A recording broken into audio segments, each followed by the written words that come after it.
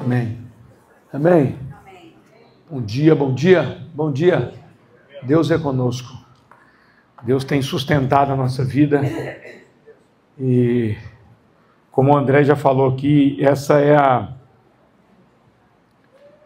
multiforme graça de Deus revelada a nós. Isso é o nosso texto hoje, a nossa palavra de hoje, ela é ressignificando a vida. E, irmãos, como eu tenho sido ministrado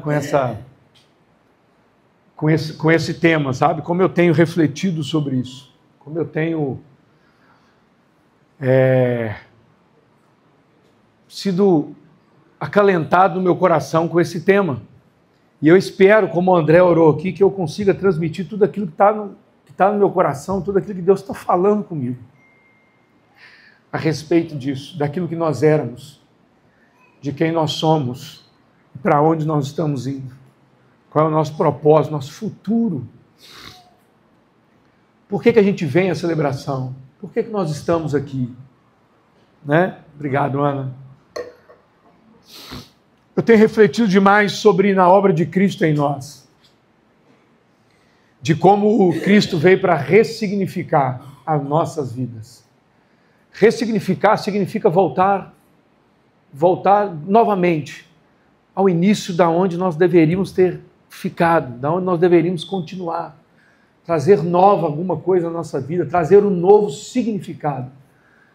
E o que é isso a não ser a verdadeira obra de Cristo em nossa vida? Ressignificando nossa caminhada, nosso viver, nossa maneira de pensar, nossa maneira de agir, ressignificando os meus propósitos, a minha vida. Nós somos uma comunidade onde nós temos gerações que congregam conosco. Nós temos no nosso meio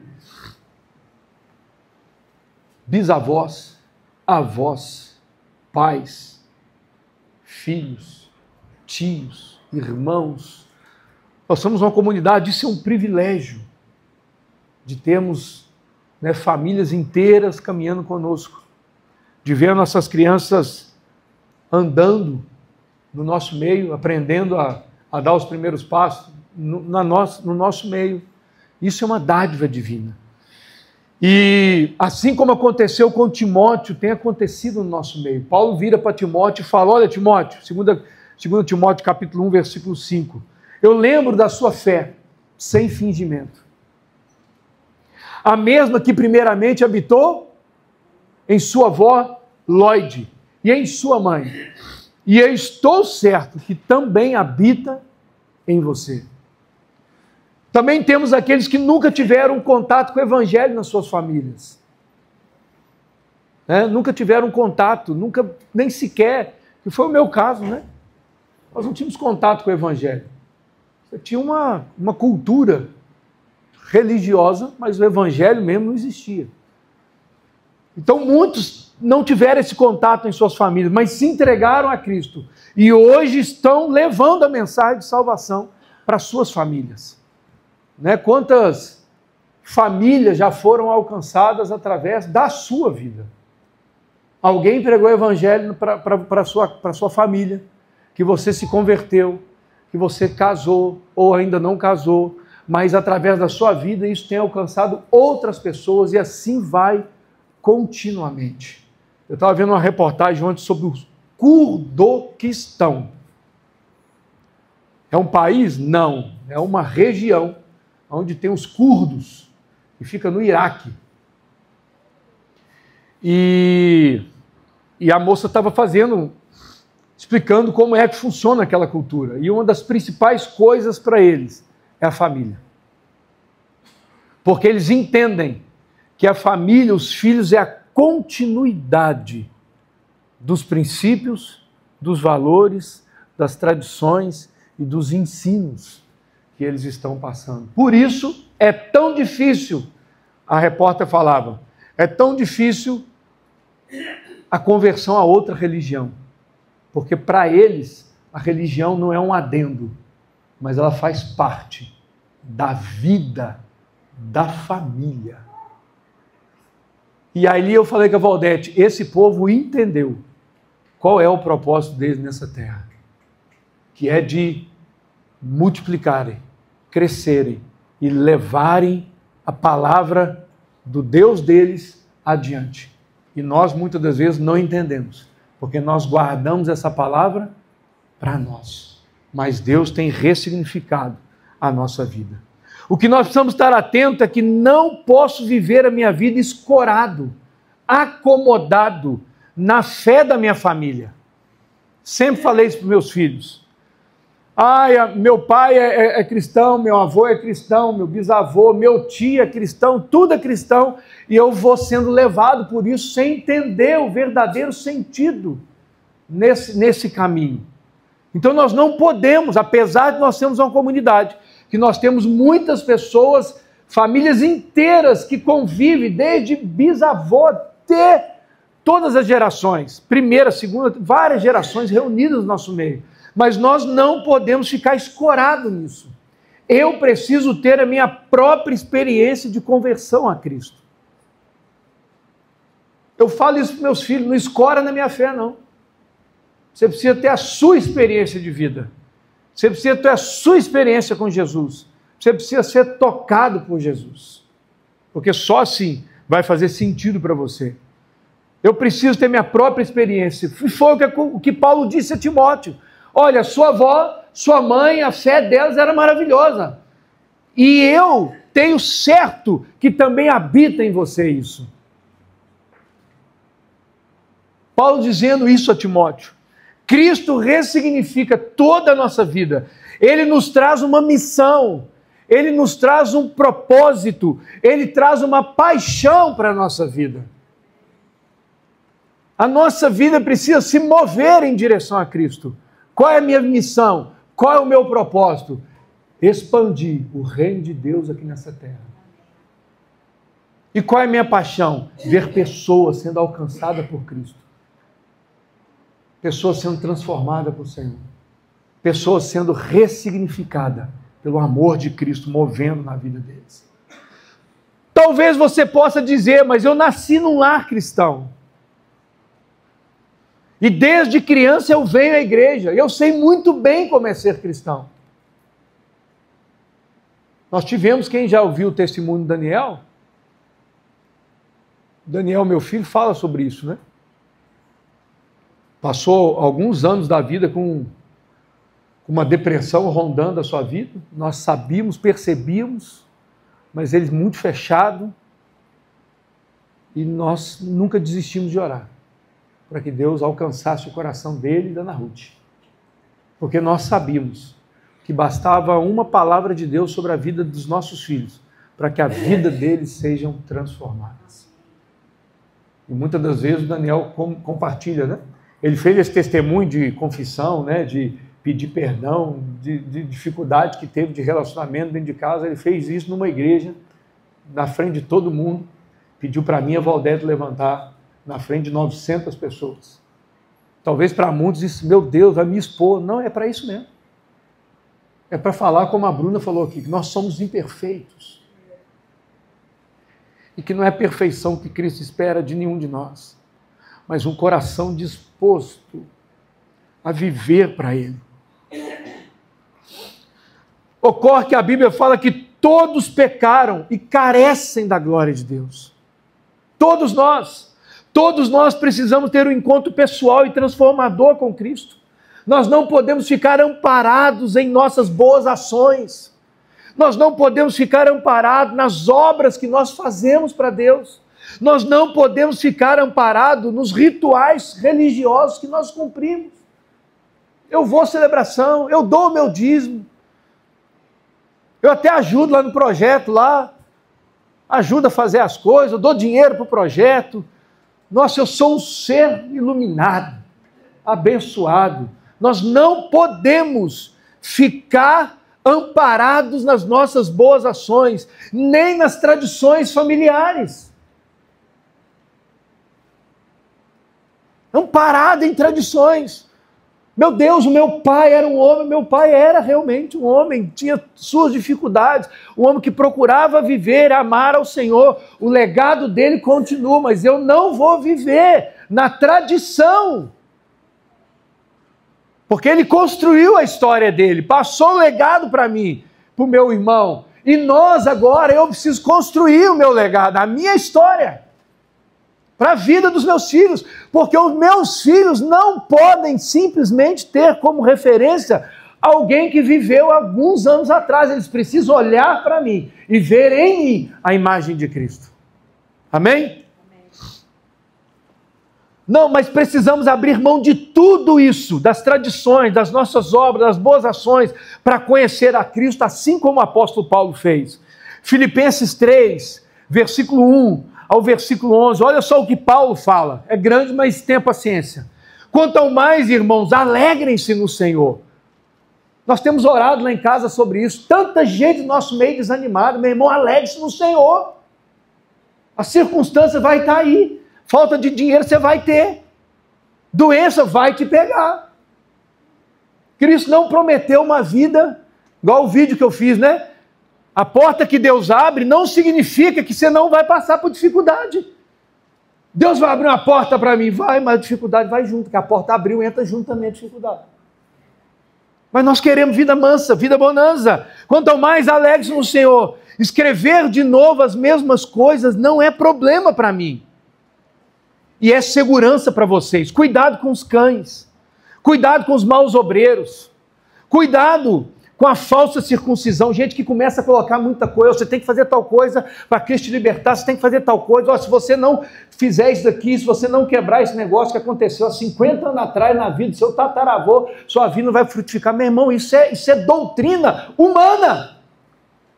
Porque ou eu creio no poder de Deus que vem, quebra tudo, e rompe tudo, e muda o meu coração, ou eu vou viver isso daqui. Porque nós é que somos a circuncisão, nós que adoramos a Deus no Espírito, e nos gloriamos em Cristo Jesus, em vez de confiarmos na carne.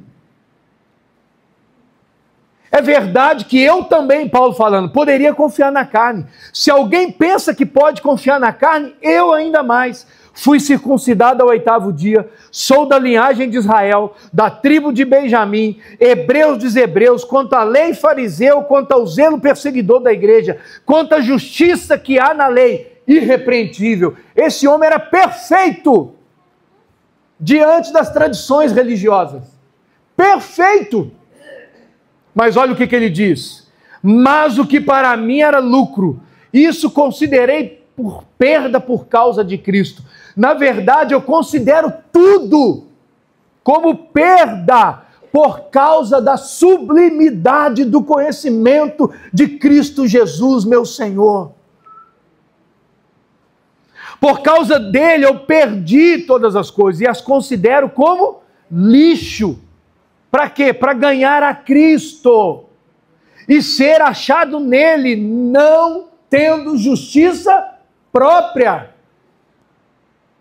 Eu sou bonzinho demais. Justiça própria que procede da lei, mas aquela que é mediante a fé em Cristo, a justiça que procede de Deus, baseada na fé. Esse é o texto que eu tenho baseado na minha vida nos últimos meses. O que eu quero é conhecer a Cristo, o poder da sua ressurreição, tomar parte nos seus sofrimentos e me tornar como ele na sua morte, para de algum modo alcançar a ressurreição dentre os mortos. 2 Coríntios, capítulo 5, versículo 17, vai dizer o que para nós? Aqueles que estão em Cristo, se alguém está em Cristo, é nova criatura. As coisas antigas, as coisas velhas, já passaram, eis que tudo se fez novo. Quando Coríntios fala sobre isso, o apóstolo Paulo, ele fala que Cristo, ao nos resgatar para si, ele faz novas todas as coisas. Todas as coisas. Ele dá um novo significado para nós. Ele dá uma nova expectativa, uma nova esperança para nós. A nova vida requer que ressignificamos algumas coisas. E Cristo veio ressignificar tudo em nossas vidas, a começar nas nossas motivações e nos nossos propósitos. Por isso que muitos de nós cristãos passamos por dificuldade no começo da nossa caminhada, porque há um conflito de motivação e de propósito.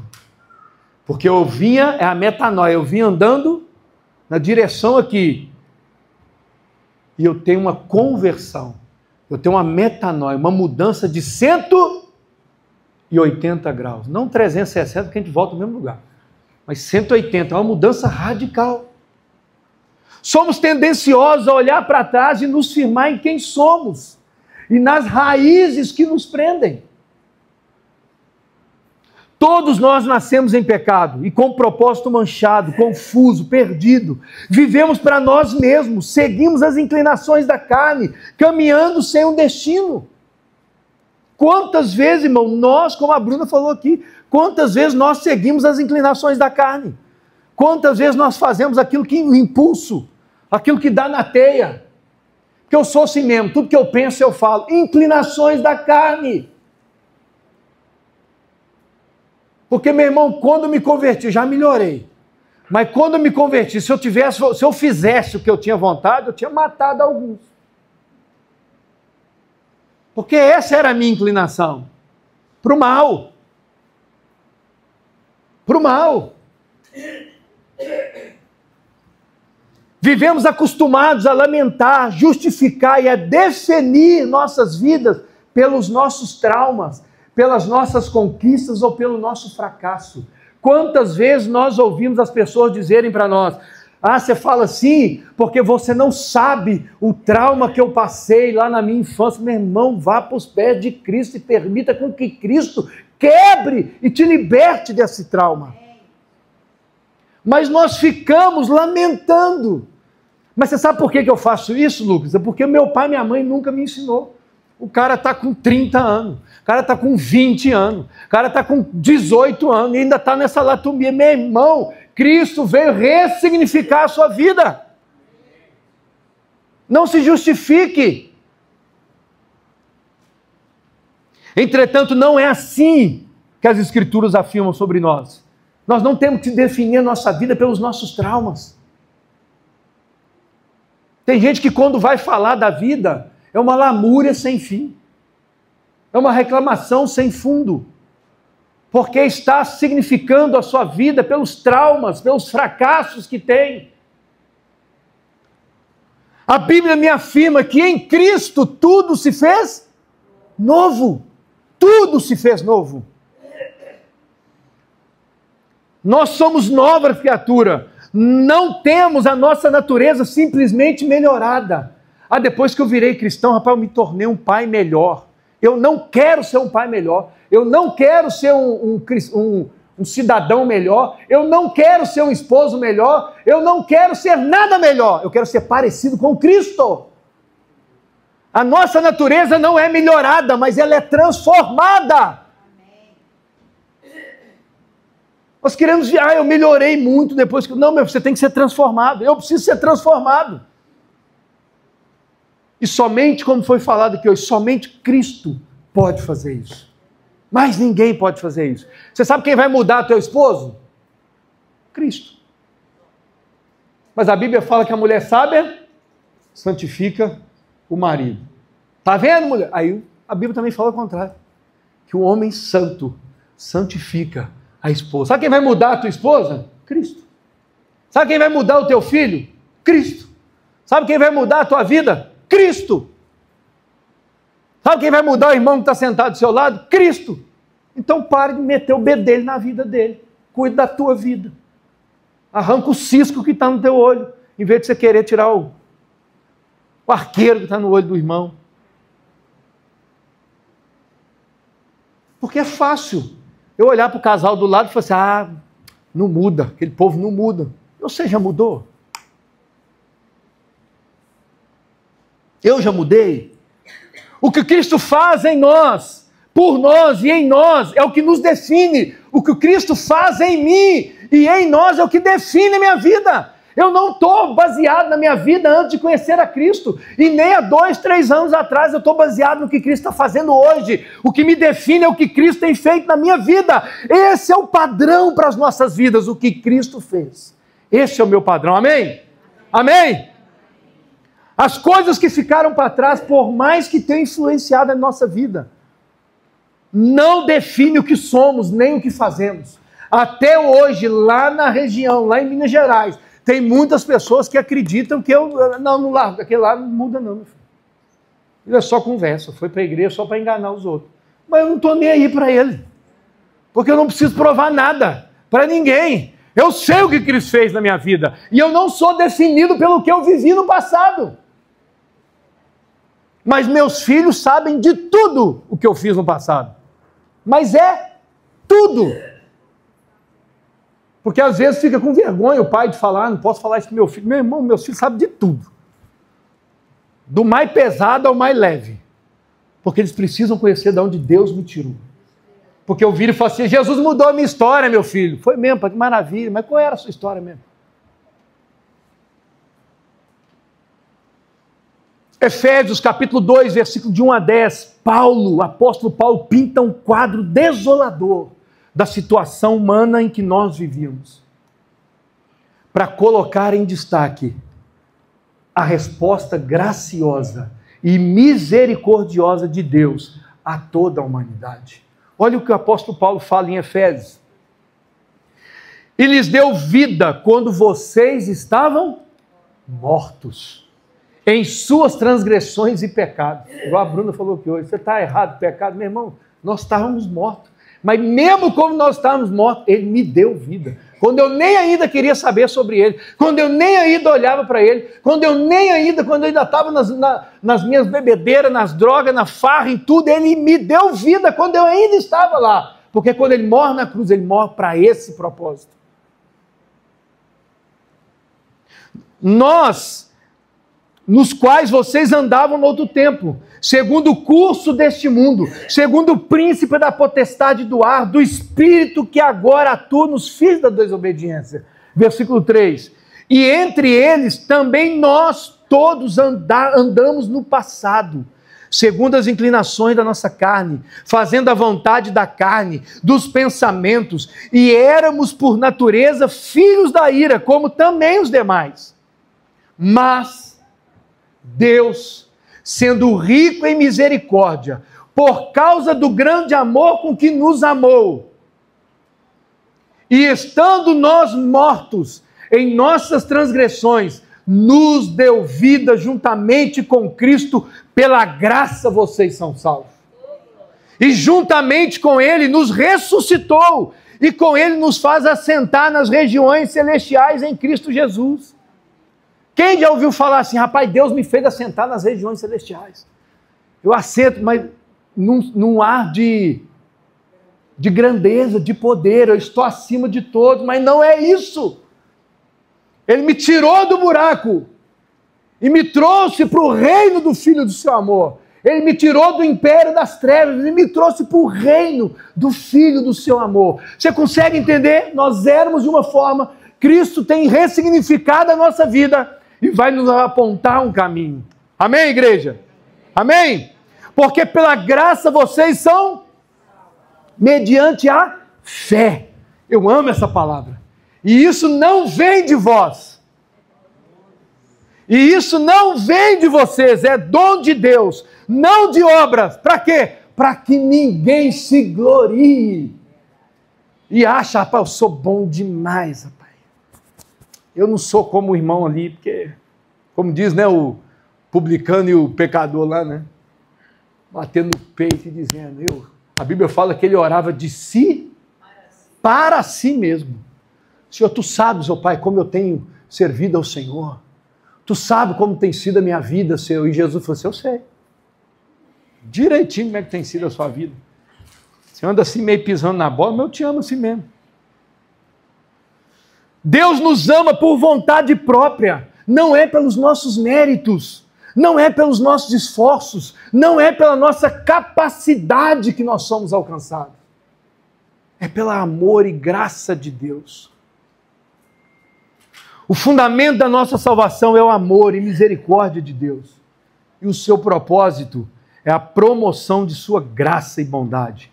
Cristo está ressignificando a minha vida e a sua vida. Amém? O discípulo Marcos, lá no Evangelho, Marcos capítulo 6, versículo 34, acontece uma situação que as multidões estavam ali por perto de Jesus. E Marcos vai virar e falar o seguinte: eles eram como ovelhas que não têm pastor. Todos nós aqui éramos como ovelha que não tem pastor. Uma ovelha sem pastor não é livre. Uma ovelha, pega uma ovelha, solta ela no pasto aí. Ah, mas ela é livre, ela vai ter pasto para comer à vontade. Mas a ovelha é dependente. Ela precisa de um pastor para guiá-la, para cuidar dela, para tirar os carrapichos, para tratar dela. Uma ovelha sem pastor não é livre, mesmo que pareça ser. Na verdade, uma ovelha desgarrada e perdida, que vaga pelos montes sem saber para onde ir, e está exposto a ataque de inimigo. Isso é uma ovelha que está ali, descuidada. Nós éramos assim. Nós vivíamos assim, separados de Cristo, alheios à vida de Deus, separados do Senhor. Esse era o nosso retrato. Estávamos mortos em nossas transgressões e pecados, mas Cristo veio ao nosso encontro. E ao nos entregarmos aos seus cuidados e senhorio, Ele tem ressignificado a nossa vida. Deus tem dado um novo sentido para nós. Olhe para os últimos anos da sua vida. Veja como você amadureceu. Como abandonou pecados.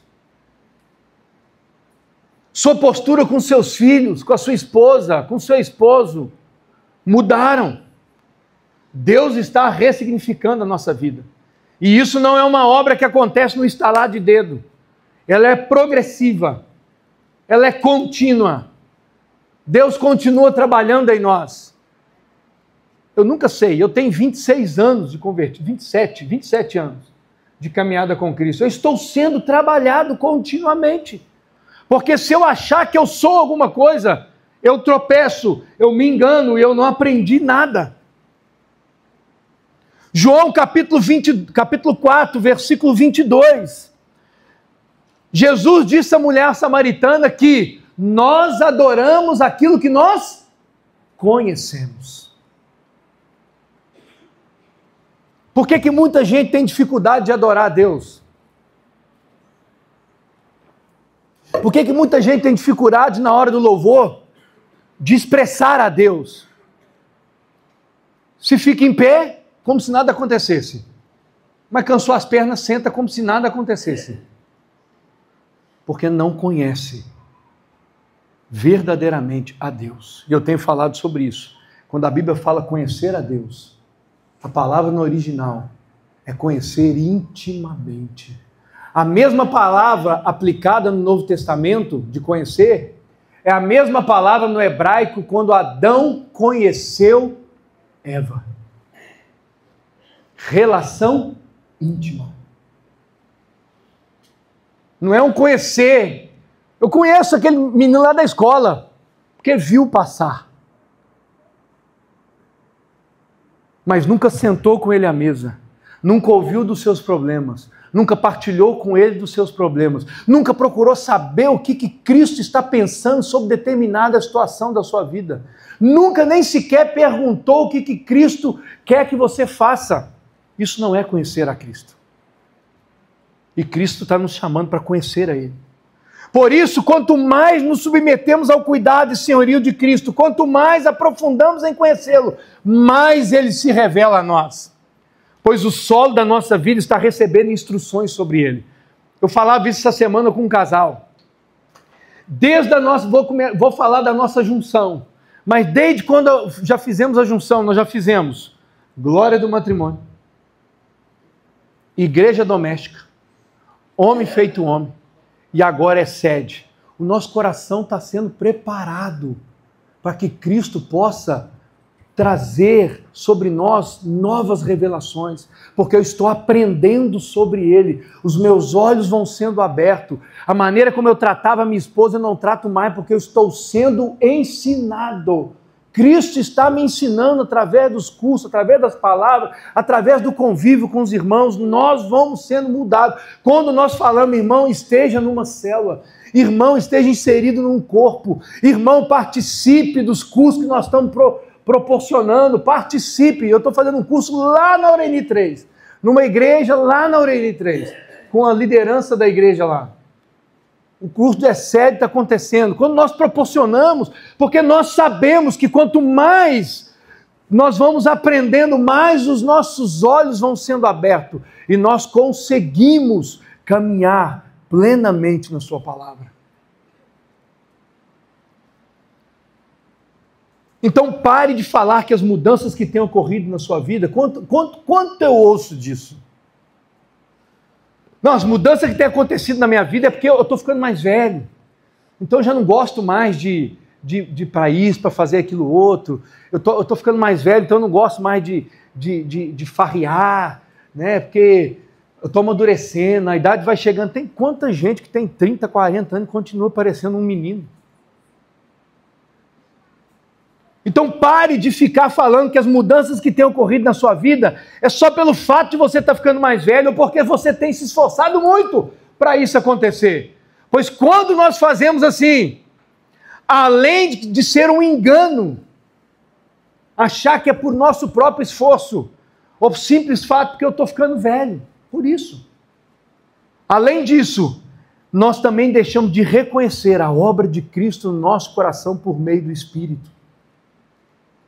Você está mudando, não é porque você está ficando velho, não. Você está mudando porque o Espírito Santo está trabalhando dentro do seu coração. Porque o Espírito Santo está agindo dentro da sua vida. Porque o Espírito Santo está mostrando para você, pare de viver essa vida. Pare de agir dessa forma. Amém? Abra sua Bíblia comigo, Tito, capítulo 2. E aqui eu vou... Tito, capítulo 2. Quero ver achar. Sem procurar no índice, eu quero ver achar. Acha aí, irmão. Quantos acharam? Diga amém. Aí, tá vendo? O amém está devagar, porque está perdido bem ali no meio. Tito, capítulo 2. Você vem ali, depois de 2 Timóteo, aí você vem. Tito, Filemon, Hebreus. Tito, capítulo 2, versículo 11. Porque a graça de Deus se manifestou trazendo salvação a todos. Não há acepção. Todos. E ela, não vou falar e ela não, aqui o i foi eu que coloquei, tá? Porque a graça de Deus se manifestou trazendo salvação a todos, ponto. Ela, a graça de Deus, nos educa para que, renegadas as impiedades, as paixões mundanas, vivemos nesse mundo de forma sensata, justa e piedosa, aguardando a bendita esperança e a manifestação da glória do nosso grande Deus e Salvador, Jesus Cristo. Amém? Esse texto fala que a graça de Deus nos educa a como viver uma vida cristã. Quantas vezes as pessoas nos perguntam, mas pastor, eu não sei como é que faz para viver a vida cristã. A graça de Deus nos educa a viver. Eu preciso me submeter a essa graça, a esse cuidado, a esse governo. Amém? O Senhor é Senhor e Salvador da nossa vida. Amém? Ele precisa mandar na nossa vida. Se Ele é Senhor, Ele tem o governo total. É igual a Bruna falou, mas rapaz, tem umas áreas aqui que eu ainda não... Ele não tem o domínio não, então vamos submeter essa área a Ele. E pedir que Ele nos ajude. Mas como assim ela nos educa? Um dos principais pontos na nossa caminhada é que a graça de Deus irá nos fazer entender a nossa condição. A graça de Deus me faz olhar para dentro de mim. Ela me faz ver como realmente eu sou. A graça de Deus, a nossa condição real como humanidade, é que nós não merecemos nada. Meu irmão, você e eu não merecemos nada. Eu não mereço nem sequer uma bênção de Deus. Eu não mereço nem sequer ser ouvido por Deus. Que isso, pastor? Isso é demais. Mas é verdade. Nós não merecíamos. Você consegue entender? A gente vinha de uma vida totalmente devassa, totalmente contrária à Bíblia, totalmente avessa ao Senhor. O Espírito Santo começa a moldar, a tocar-nos, e nós vamos nos transformando numa nova criatura. Só que a partir do momento que a gente começa a transformar numa nova criatura, eu acho que que Deus tem o dever de me abençoar e de cuidar da minha vida, que Deus tem o dever de fazer aquilo que eu oro, porque a Bíblia fala que tudo quanto eu orar em seu nome, Ele vai me atender. Mas quando a Bíblia fala que tudo que pedis em meu nome, eu vos darei. Todas as minhas orações que estiverem alinhadas com o propósito do nome dEle, vai ser atendida. Pedis não recebeis, porque pedis? Por quê? Para esbanjar em vossos próprios prazeres e deleites, não tem nada a ver com o nome dEle. Tem a ver com o meu nome, com aquilo que eu quero, com aquilo que eu preciso. Quando nós nos agarramos nos nossos méritos, direitos e justiça própria, tornamos isso como base de sustentação para a nossa vida. Mas eu não entendo por que eu estou passando por tanta dificuldade. Eu não entendo por que Deus não vem e faz alguma coisa na minha vida. Porque eu tenho feito isso, eu tenho feito aquilo, eu tenho jejuado, eu tenho lido a Bíblia, eu tenho dizimado, eu tenho ido à igreja, eu tenho ido à célula. Ah, você quer saber? Já que Deus não quer me escutar, também não vou mais à igreja. Você consegue me entender? Que eu estou fazendo algo por justiça própria. Eu não estou fazendo porque eu reconheço que eu preciso dele. Mas eu estou fazendo porque eu tenho a minha justiça, eu estou fazendo tudo certinho. Mas o engraçado é que quando um filho nosso faz tudo certinho, tudo bonitinho, vai bem na escola, tira nota boa, tal, sei que tem, mas ele tropeça em algum ponto. Acabou, meu irmão. Nós esquecemos tudo de bom que ficou para trás. E nós olhamos somente para o tropeção. Rapaz, mas tu também não tem jeito. Não vai. Desse jeito não vai. Agora, se coloque no lugar se Deus fizesse conosco igual nós fazemos com os nossos filhos. Ou igual nós fazemos com a nossa esposa. Ou igual nós fazemos com o nosso esposo. Que a gente só olha. Ou igual você, filho, faz com seus pais. O pai vem fazendo tudo bonitinho, certinho, então não sei o que tem, aí o pai comete um erro, e vou te falar, nós vamos cometer, não vai ser um não, viu? Nós vamos cometer vários.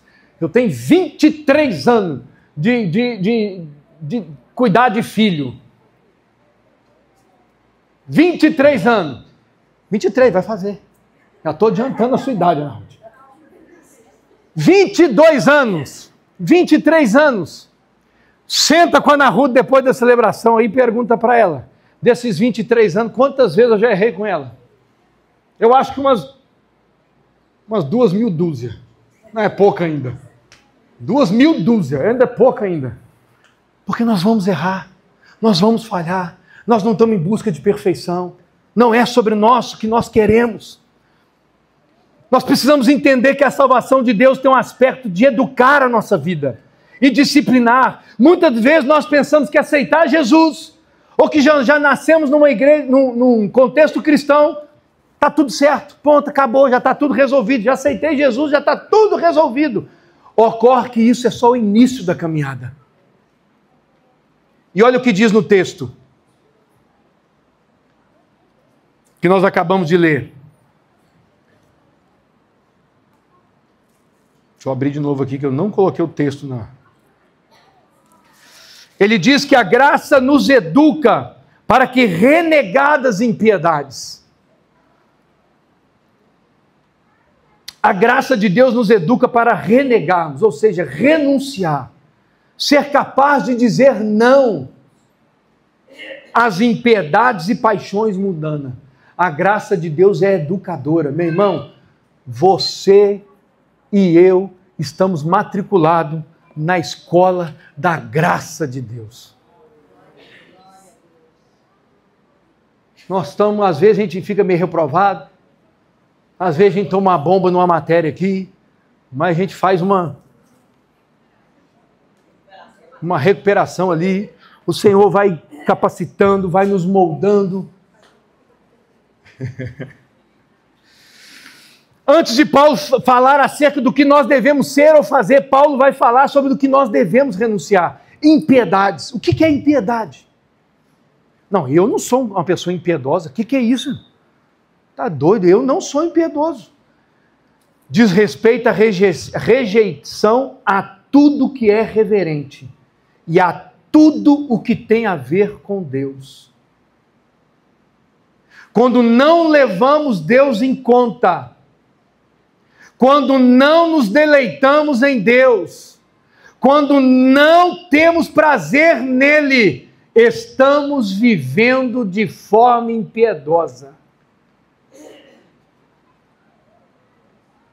Antes o meu prazer está na lei do Senhor, e na sua lei eu medito de dia e de noite. Agrada-te do Senhor, Salmo 37:4. Obrigado, eu sempre confundo se é 34:7 ou 37:4. Agrada-te do Senhor, e Ele... O que é agrada-te do Senhor? Estar satisfeito nele. Está faltando alguma coisa que você gostaria de ter? Esteja satisfeito nele. Quando nós não levamos Deus em conta, quando nós não nos deleitamos nele, nem temos prazer nele, estamos vivendo de forma impiedosa. As nossas atitudes, as nossas ações são direcionadas à adoração, ao serviço a Deus. O que eu faço durante o meu dia é direcionado para a glória de Deus? Essa semana eu fiquei arrasado. Nunca tinha ficado tão arrasado na minha vida, como profissional. Fui fazer uma sustentação oral. Com os fundamentos para quebrar a condenação sobre o meu cliente. Porque foi a primeira vez que, como profissional, eu fiquei arrasado. Não pelo que eu não fiz direito. Não, eu sei que eu fiz direito. Mas por ver a injustiça imperando. E eu saí de lá, até falei com a Valdete, eu não estudei para ver a injustiça imperando. Mas acontece. Porque a justiça não é como eu tenho como padrão, né? Filosoficamente, a justiça é totalmente diferente do que nós entendemos. Não é assim, Judite? Não é assim, Edith? É diferente. Renegada das paixões mundanas são consequência de uma vida impiedosa. As paixões mundanas é consequência de não voltar para Deus, não levar Deus em conta, não ter prazer na lei de Deus, não estar satisfeito em Deus. É a consequência. Essas paixões mundanas têm a ver com uma vida desregrada na área da mente, na área da língua e na área do sexo. Pode ser que você ou eu, uma vez ou outra, caiamos em alguma dessas áreas. Pensamentos impuros, maledicência, falando mal dos outros. Tem prazer em falar mal dos outros, rapaz. A pessoa só chega para conversar contigo para falar mal do irmão. Moço, fala mal da sua vida mesmo. Pastor, eu não presto, eu não sirvo para nada. Eu não sou ninguém, pastor. O que eu faço comigo, pastor?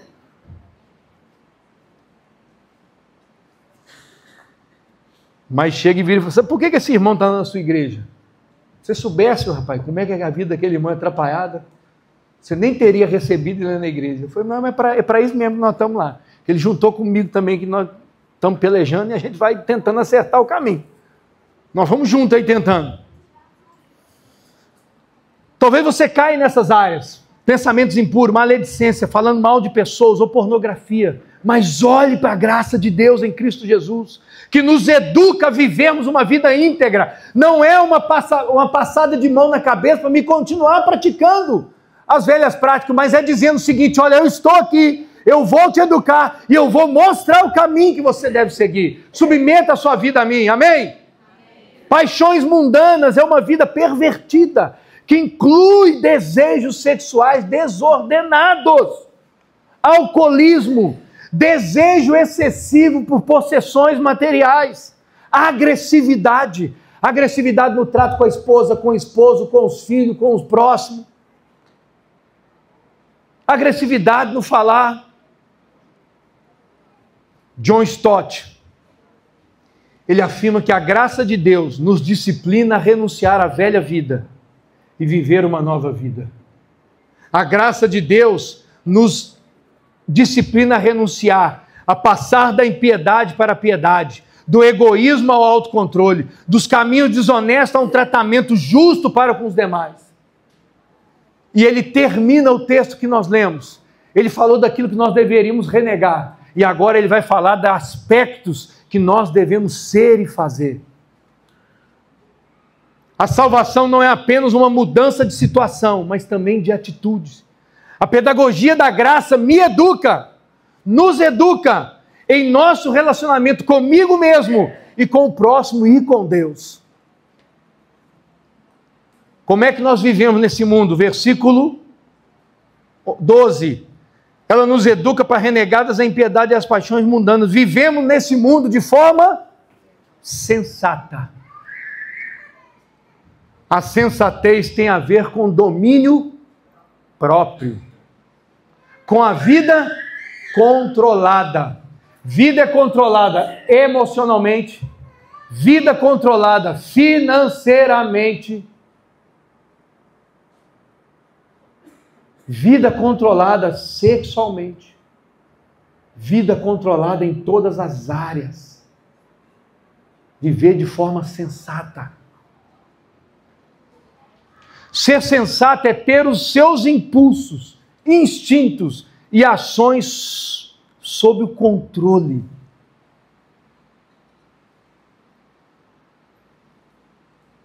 William Hendricks, ele diz que a sensatez é fazer o uso adequado dos desejos e impulsos que não são pecaminosos em si mesmo e vencer os que são pecaminosos. Vivemos nesse mundo sensata, vivemos nesse mundo justamente, de forma justa. Uma pessoa justa é aquela que não se coloca acima dos outros, nem tenta diminuir as pessoas. Vive de forma justa é demonstrar integridade no trato com as pessoas, é tratar as pessoas de forma justa, íntegra, não pelo que você quer, não pelo que você acha, ou pelo que você pensa que é certo, mas por aquilo que é certo a ser feito. Nós honramos as pessoas não pela dignidade que elas têm. Ah, aquela pessoa não é digna de ser honrada. Quem determinou isso? Você? Tu já imaginou se todo mundo olhasse para mim, para você e falar, esse não é digno de ser honrado? Se o teu filho olhasse para você e falar, você não é digno de ser honrado? Honrar uma pessoa, ou tratar uma pessoa com justiça, não diz respeito à dignidade dela, mas diz respeito a nosso Deus, que cuidou, que zelou, que criou e que formou aquela pessoa. Amém? Amém? E viver de forma piedosa não tem nada a ver com boas obras. Nossa, aquela pessoa é tão piedosa, ela ajuda os pobres, leva comida para os pobres, faz isso, faz aquilo outro. Piedosamente está ligado no nosso correto relacionamento com Deus. É o verdadeiro fervor e reverência para o único que é objeto da nossa adoração, que é Cristo Jesus. A graça de Deus não apenas nos salva, mas nos ensina como viver a vida cristã. Ela nos ensina a viver. Essa palavra, irmão, não é uma palavra para trazer peso sobre nós, mas para nos fazer entender. Nós éramos perdidos. Cristo resgatou, tem ressignificado a minha vida, tem me ensinado por meio da graça a viver de forma sensata, justa e piedosa. Para quê? Para que isso? Para que eu estava vivendo uma vida toda devassa e agora eu me encontrei com Ele tem ressignificado, traga um novo sentido para mim. Para que eu faço isso? Para aguardar a bendita esperança e a manifestação da glória do nosso Deus. Nós viemos aqui domingo após domingo, nos reunimos, nos reabastecemos, para nós sairmos durante a semana cheio de Deus, para aguardar a bendita revelação do nosso Deus, para proclamar que Ele está voltando. Depois de falar da manifestação da graça, agora Ele fala da manifestação da glória de Deus. Aquele que um dia apareceu brevemente na história e desapareceu também, um dia vai reaparecer. Cristo virá em poder e glória, e todo joelho se dobrará, toda língua confessará que Jesus Cristo é o Senhor. Quando Jesus vier, não vai ter joelho que vai ficar de pé diante dele, porque todos irão se dobrar. Todos, com a manifestação da glória dele. É isso que nós esperamos. É isso que eu vivo nessa terra, com uma missão, um propósito e uma paixão no coração, de conduzir outras pessoas a esse reino.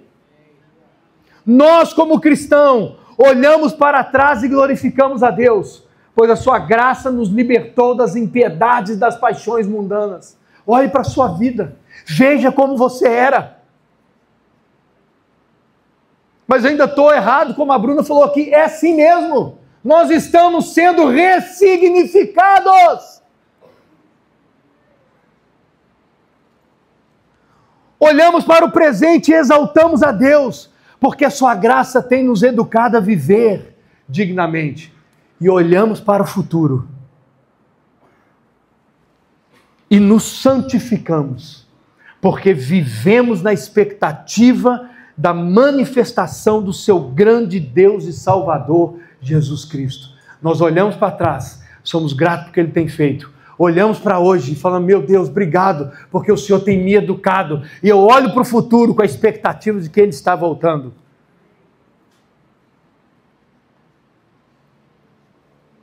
Fique de pé no seu lugar.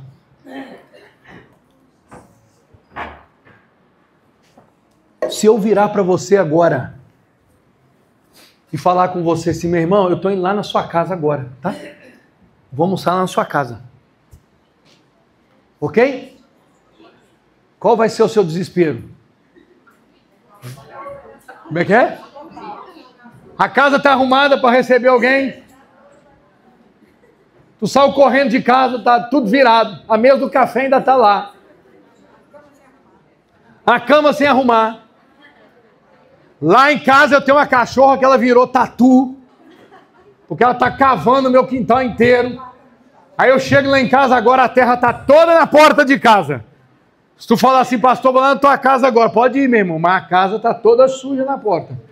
Por que eu estou falando isso? Quando se espera uma visita real, preste atenção, quando se espera uma visita real, tudo se limpa. Tudo se decora, tudo se arranja para que o olho real veja que está limpo. Nós, os cristãos, devemos estar sempre prontos para receber o Rei dos Reis. Amém? Nós temos que estar prontos porque Ele está voltando. É difícil falar isso, mas eu posso sair na porta da igreja e sofrer um infarto e me encontrar com Ele e a minha vida. Não espere o dia de amanhã para arrumar a sua vida. Você está cheio de pecado ainda? Tô, é assim mesmo. Nós vamos caminhando e Deus vai ressignificando a nossa vida. Deus está ressignificando a sua história. Deus está ressignificando o seu viver. Olhe para dentro de você mesmo. Como é que está a sua vida? Deus tem ressignificado as nossas vidas. Ele nos apresenta todos os dias um caminho de vida, para que possamos viver nele, para que eu possa escolher obedecê-lo, submeter a minha vida inteiramente a Ele. Arrume, prepare a sua casa. Você tinha uma vida toda devassa, de engano, de falsidade, de mentira. Talvez você não era um beberrão, talvez você não era um cara dado às drogas, ou um cara dado a uma pessoa, uma mulher, dada à promiscuidade, à prostituição, mas você era mentiroso. Passa os outros para trás, gosta de ver o mal, procrastinador. Cristo está ressignificando a sua vida. Cristo está ressignificando a minha vida. Ressignifica-nos, ó Deus. Ressignifica pelo poder da tua graça educadora. Ressignifica os nossos corações nessa manhã. Não só aqui nesse momento, o Senhor já tem feito isso. Muitas das vezes nós não percebemos, mas o Senhor está ressignificando a minha história de vida. A história da minha casa, da minha família. Coloque o seu coração diante do Senhor.